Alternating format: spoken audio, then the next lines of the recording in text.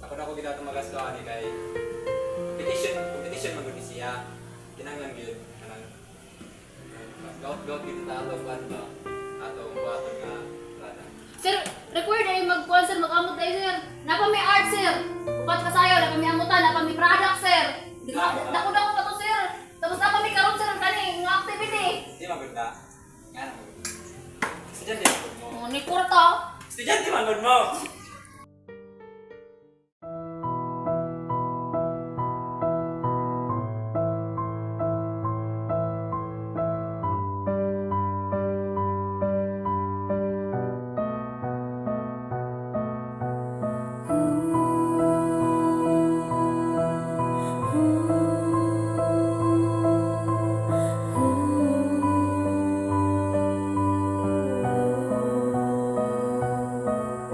Sa bawat araw na nararanasan natin, marami na tayong nagkapilang tungkulin. Minsan magulang di tayo naiintindihan dahil di natin pinapakita na tayo'y mahirap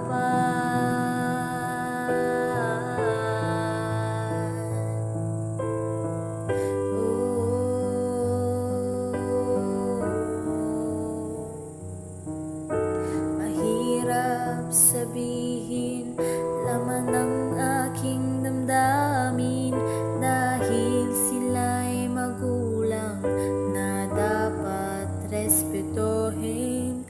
Kailangan sundin at di dapat suwayin kahit may dahilan ang ginagawa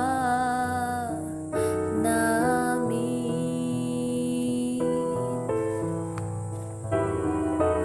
Kahit mahirap ang nararanasan, salamat magulang sa iyong pagmamahal.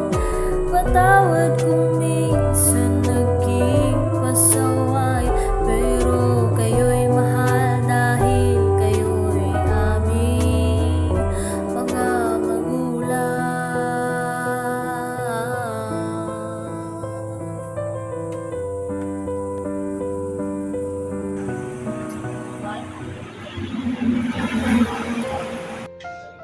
Ma!